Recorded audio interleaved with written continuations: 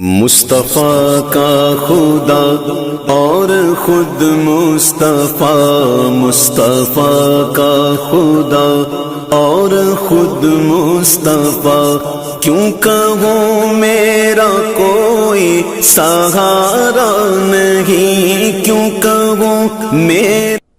آج سے تقریباً 600 سال پہلے کے عظیم محدث گزرے ہیں۔ کتنے سال پہلے؟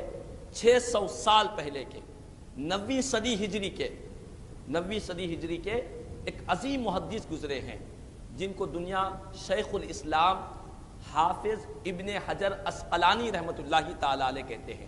حافظ ابن حجر عسقلانی رحمۃ اللہ تعالیٰ علیہ گزرے ہیں، جو آج سے تقریباً 600 سال پہلے کے عظیم محدث ہیں۔ اور محدث بھی کیسے؟ جنہوں نے بخاری شریف کی شرح لکھی ہے۔ آج لوگ بخاری کہتے ہیں، پڑھنے نہیں آتا، اردو کے ترجمے پڑھتے ہیں، لیکن یہ جو محدث ہے ابن حجر عسقلانی رحمۃ اللہ تعالیٰ علیہ، یہ اردو پڑھنے والے نہیں بلکہ عربی کی جو حدیث بخاری ہے، عربی زبان میں ہے، اس کی شرح انہوں نے لکھی ہے، بخاری شریف کی شرح۔ حافظ ابن حجر عسقلانی رحمۃ اللہ علیہ شارح بخاری کہتے ہیں، یعنی بخاری کی شرح لکھنے والے۔ وہ فرماتے ہیں، ان سے پوچھا گیا کہ کیا میلاد النبی صلی اللہ علیہ وسلم منانا حدیث سے ثابت ہے؟ تو انہوں نے فرمایا کہ ہاں، میلاد منانا صحیح بخاری اور صحیح مسلم کی حدیث سے ثابت ہے۔ کیسے ثابت ہے؟ تو فرماتے ہیں کہ سنو، وہ ایسے ثابت ہے کہ جب نبی کریم صلی اللہ علیہ وسلم مدینہ پاک کو آئے، حدیث رسول ہے، بخاری کی حدیث پاک ہے، فقدم المدینہ، حضور مدینہ شریف کو آئے، تشریف لائے، فوجد الیہود یصومون یوم عاشوراء۔ آقا کریم صلی اللہ علیہ وسلم جب مدینہ شریف کو آئے تو یہودیوں کو دیکھا کہ یہودی لوگ عاشورے کے دن روزہ رکھا کرتے۔ عاشورے کے دن یعنی 10 محرم الحرام کی تاریخ کو یہود روزہ رکھا کرتے۔ حضور نے جب یہودیوں کو دیکھا کہ عاشورے کے دن روزہ رکھتے ہیں تو پیارے آقا نے ان سے دریافت کیا کہ تم لوگ 10 محرم کی تاریخ کو اتنا اہتمام کرتے ہو اور اتنی خصوصیت کے ساتھ اس 10 محرم الحرام کی تاریخ کا اہتمام کرتے ہو، مناتے ہو، اس دن روزہ رکھتے ہو، آخر وجہ کیا ہے؟ انہوں نے، یہودیوں نے کہا کہ اس کی وجہ یہ ہے، فیہ اغرق اللہ موسیٰ اغرق اللہ فرعون، یہ وہ دن ہے جس دن اللہ تعالیٰ نے فرعون کو غرق کر دیا اور حضرت موسیٰ علیہ السلام کو فرعون سے نجات عطا فرمائی۔ فرعون سے اللہ نے موسیٰ علیہ السلام کو فرعون سے نجات عطا فرمائی اور فرعون کو دریائے نیل میں غرق کر دیا۔ اسی لیے ہم شکرانے کے طور پر روزہ رکھا کرتے ہیں، شکرانے کے طور پر روزہ رکھا کرتے ہیں۔ تو نبی کریم صلی اللہ علیہ وسلم نے ان سے یہ نہیں فرمایا کہ دیکھو موسیٰ علیہ السلام کے ساتھ اللہ نے انعام کیا، تم ہر سال اس دن کا اہتمام کرنے کی کیا وجہ ہے؟ ہر سال اس دن جب بھی وہ دن آتا ہے روزہ رکھنے کی کیا وجہ ہے؟ حضور نے منع نہیں فرمایا، یہودیوں کو روکا نہیں، بلکہ ارشاد فرمایا نحن احق بموسیٰ منکم۔ حضور نے فرمایا کہ اے یہودیوں، حضرت موسیٰ علیہ السلام سے جو تمہارا تعلق ہے، ہم زیادہ حقدار ہیں موسیٰ علیہ السلام کے متعلق، تم سے زیادہ ہم حق رکھتے ہیں۔ پیارے آقا نے صحابہ کرام کو حکم دیا کہ اے صحابہ، تم بھی 10 محرم کی تاریخ کا روزہ رکھو۔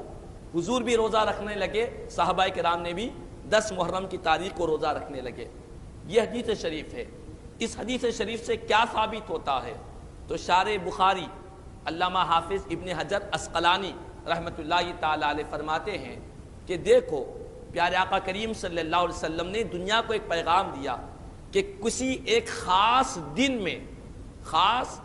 میں جب اللہ کی کوئی نعمت ملتی ہے، اس نعمت کا شکرانہ اسی دن میں ادا کرنا، یہ پیارے آقا کی سنت مبارکہ ہے۔ کسی خاص دن میں یہودیوں کو یہ نعمت ملی تھی کہ فرعون سے ان کو چھٹکارا ملا تھا، فرعون ان کے بچوں کو ذبح کر دیتا، فرعون ان کو تکلیفیں دیتا، حضرت موسیٰ علیہ السلام کو اذیتیں پہنچاتا، فرعون سے آزادی ملی، فرعون کے ظلم سے یہودیوں کو یوم آزادی ہوئی، تو اللہ تبارک و تعالیٰ کے شکرانے میں وہ روزہ رکھتے ہیں۔ تو خداوند قدوس نے ایک مرتبہ 10 محرم کی تاریخ کو ان پر یہ نعمت دی کہ ان کو آزادی دی اور ان پر احسان کیا تو وہ ہر سال روزہ رکھتے ہیں. تو علامہ حافظ ابن حجر عسقلانی رحمۃ اللہ تعالی علیہ فرماتے ہیں کہ فرعون سے نجات ملنا اور حضرت موسیٰ علیہ السلام کو اطمینان ملنا یہ ایک نعمت ہے، لیکن مومنوں کے لیے سب سے بڑی نعمت رسول پاک صلی اللہ علیہ وسلم کی ذات مبارک ہے، حضور کی تشریف آوری ہے، پیارے آقا کی ولادت باسعادت ہے. فرماتے ہیں کہ حضور کی ولادت باسعادت دنیا کی ساری نعمتوں سے افضل ہے، دنیا کی ساری نعمتیں حضور کی نعمت پر قربان ہے.